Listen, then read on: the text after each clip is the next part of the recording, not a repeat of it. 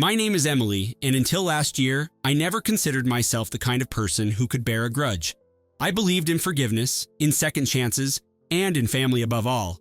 But nothing prepares you for the day when your family betrays you so thoroughly that you can feel the earth shatter beneath your feet. Let me take you back to how it all started. How the people I once trusted with my entire heart turned into my enemies, and how, despite the pain, I found a way to stand tall. 2 years ago, I came up with an idea that I knew could be a game changer. It wasn't some half-baked scheme I jotted down on a napkin. I spent months researching, planning, and even creating prototypes. I poured every ounce of my creativity and technical expertise into it.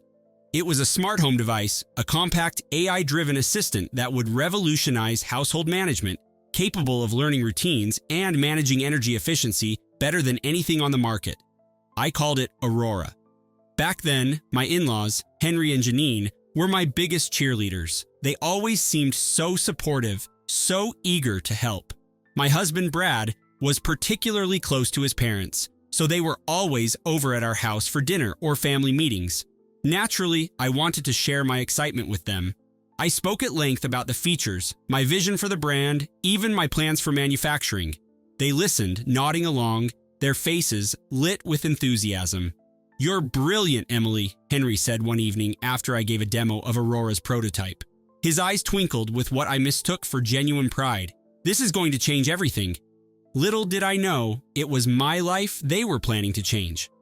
A month after that dinner, Brad suggested I present my idea to his parents formally.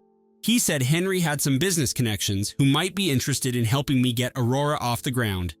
I was ecstatic. This was exactly the kind of break I needed. A chance to pitch my product to people who could help me make it real. The meeting was set at their house. I dressed up, nerves buzzing, but optimistic. They greeted me warmly, and we sat around their large mahogany dining table as I pulled out my laptop, ready to pitch. Henry and Janine were all smiles, offering me tea and asking questions. Brad was by my side, reassuringly patting my shoulder. I remember feeling hopeful, like I was finally being seen, finally getting the chance to make my dream a reality.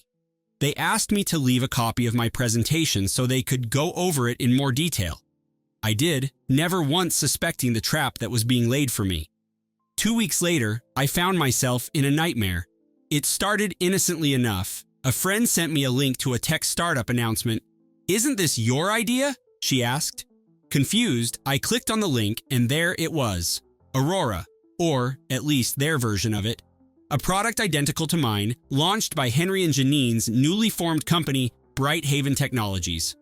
I remember staring at my screen, my stomach twisting in disbelief, my pulse pounding in my ears.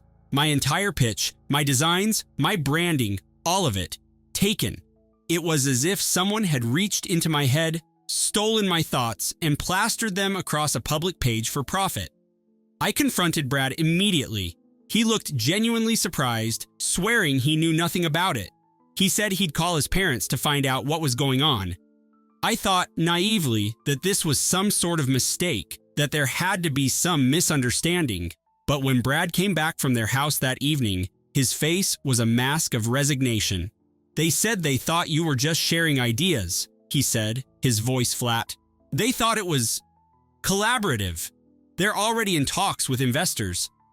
"Collaborative?" I remember screaming. "That was my invention, Brad, my work. How could they—" "It's already done," he cut me off, his voice soft. "There's nothing we can do now." I looked at Brad and realized that he was never going to stand up to them. Not for me, not for my dreams. In that moment, I knew something had irreparably changed between us. I had lost not just my idea, but my partner too. It felt like my whole life was falling apart. Henry and Janine reached out a few days later. They offered me a small sum of money, enough to make me comfortable, they said, but nowhere near what my invention was worth. It was hush money, a way to soothe their guilty consciences while they walked off with my future. I refused, of course. My anger simmered below the surface, so hot and powerful that I could hardly think straight. But in the darkest corners of that anger, an idea started to form, a reminder that there was one thing I hadn't shared with them, one thing they didn't know. I had kept a patent hidden. When I had first started working on Aurora, I had done my research on intellectual property rights. I knew my in-laws were experienced business people, and while I trusted them, I had also been cautious. I filed a provisional patent for Aurora's key technology under my maiden name, knowing that someday I might need it. It was my insurance policy, my safety net, just in case things went sideways. And now, I was grateful for that foresight. I consulted a patent attorney who confirmed what I already suspected. I had them cornered. The patent covered the core technology that made Aurora unique, the very same technology Henry and Janine had used in their product. Without my patent, they had nothing but an empty shell. The lawyer laid out my options. I could go public, sue them, make a spectacle of it all, or I could wait, watch, and let them dig their own grave. I chose the latter. I watched from the shadows as Brighthaven Technologies launched Aurora. I saw the glowing reviews, the excited investors, the headlines about this groundbreaking new device. It burned. Oh, how it burned. But I waited. I watched Brad slowly drift away from me, spending more time with his parents at their shiny new office, less time at home. I saw the looks of pity from friends, the whispers about how I had been outsmarted. I swallowed it all, letting the bitterness settle in my bones. And then, just as Brighthaven was about to close a massive deal with a multinational retailer, I made my move. I had my lawyer send a cease and desist letter, followed by a patent infringement notice. The letter was explicit. Brighthaven had stolen patented technology, and unless they wanted to face a lawsuit that would cost them millions, they would need to halt production, recall their devices, and compensate me for damages. I knew they couldn't afford a lawsuit, not with the investors they had on the line, not with the press they'd garnered. They were too deep in, too committed to back out without consequences. The phone calls started almost immediately. Brad called first. His voice panicked. I let it go to voicemail. Then came Henry, his confident drawl now laced with uncertainty. I ignored that too. Janine showed up at my door, her eyes wide with desperation. I watched her through the peephole, feeling a strange sense of satisfaction as she knocked, called my name, and eventually left. They had underestimated me, and now they were feeling the consequences. Finally, I agreed to meet them. We sat in their grand living room, the same place where they had first stolen my dream. Henry tried to charm me, to convince me that we could still work something out. Janine, tears glistening in her eyes, spoke of family, of forgiveness. Brad sat silently, his face pale, his eyes avoiding mine. I listened, and then I laid out my terms. They would transfer ownership of Brighthaven Technologies to me, effective immediately. They would issue a public statement acknowledging my role as the sole inventor of Aurora, and they would walk away, with nothing but the clothes on their backs. I watched their faces as I spoke, saw the shock, the disbelief, the dawning realization that they had no other choice. Henry tried to argue, his voice rising in anger, but I stayed firm. They had stolen from me, betrayed me, and now they would face the consequences. Brad looked at me then, really looked at me, and I saw something break in his eyes. Maybe he realized, finally, what he had lost, but it was too late for regrets. They signed the papers the next day. Brighthaven Technologies became mine, and with it, the future I had dreamed of. I rebranded the company, distancing it from Henry and Janine's tainted name. I hired a new team, people I could trust, people who believed in my vision. I launched Aurora again, this time on my terms, and watched as it flourished. The investors stayed, intrigued by the story of a determined inventor reclaiming what was hers. The public ate it up, David versus Goliath, the underdog triumphing against all odds. Brad moved out shortly after. There was no shouting, no dramatic confrontation. We both knew that whatever we had once had was gone. He chose his side when he let his parents steal from me, and I chose mine when I decided to take back what was mine. He packed his things, and I watched him leave, feeling nothing but a strange sense of closure. I stood in the empty house, the silence pressing in around me, and I let out a breath I felt like I had been holding for months. It was over. I had won. And yet, it wasn't just about winning.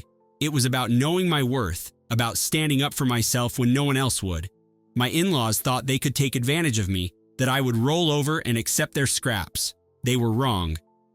Today, Aurora is one of the top-selling smart home devices on the market.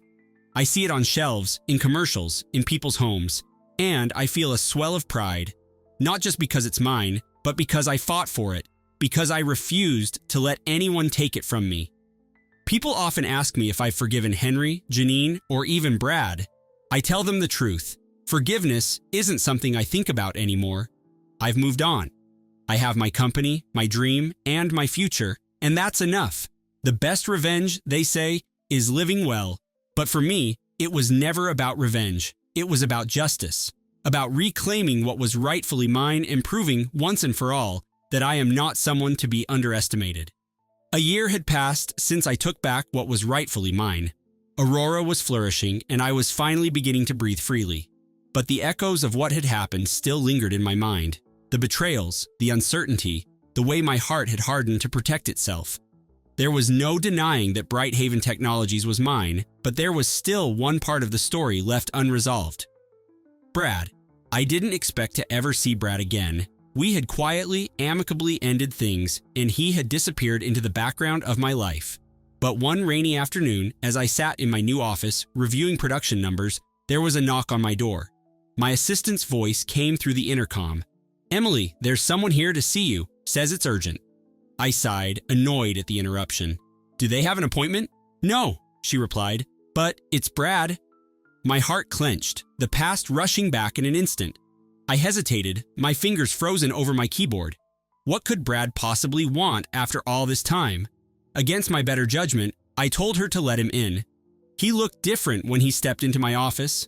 He looked smaller, like he had been carrying a burden that weighed him down. His eyes, once so confident, now held a vulnerability that I had never seen before. He looked at me and I saw something I didn't expect. Regret. "Emily," he began, his voice barely more than a whisper. "I know I have no right to be here, but I needed to talk to you." I gestured for him to sit, leaning back in my chair, arms folded. "Talk," I said, my voice colder than I intended. He sat, taking a deep breath before meeting my gaze. "I've had a lot of time to think about everything that happened. About my parents, about you, about how I failed you." He paused, his eyes glistening. I realized that I was wrong, not just for standing by while they took your idea, but for not seeing your worth. I let them manipulate me, and I lost the best person I've ever known. I watched him, my heart torn between anger and pity. He looked so broken, but I remembered the nights I cried myself to sleep, the weeks I spent picking up the pieces of my life, the cold silence of an empty house. I had been broken too once. "Why now, Brad?" I asked, my voice softened, but still wary. "Why are you here now?" "Because I wanted to make things right," he said, leaning forward, his voice desperate. "I know I can't undo what happened, but I want to help you, to be part of this, if you'll let me. I've cut ties with my parents. I walked away from everything they built. I just want a chance to show you that I'm not the same person anymore." I studied him for a long time, the silence stretching between us. Could people really change? Could Brad, the man who once chose loyalty to his parents over loyalty to me, truly be different now? I didn't know if I could trust him again. I didn't know if I could ever forgive him. But I did know one thing. I wasn't the same person either. I was stronger now, wiser, and maybe, just maybe, I could allow myself to believe that people were capable of redemption. "I'll think about it," I finally said, my voice steady. "But know this, Brad. I won't let anyone take advantage of me again. Not your parents, not you, not anyone. If you want to be part of this, you're going to have to prove that you deserve it." Brad nodded, a hint of a sad smile tugging at his lips. "I will, Emily. I promise." As he stood to leave, I watched him go, feeling a strange sense of hope, not for Brad, but for myself. Maybe this was the closure I needed. Maybe this was how I finally let go of the past, not with anger, but with understanding. I had reclaimed my dream, and now I was ready to face whatever came next. After all, I had already survived the worst of it, and if Brad wanted to stand by my side this time, it would be on my terms. I had built this empire from the ashes they had left me in, and nothing and no one would ever take it from me again,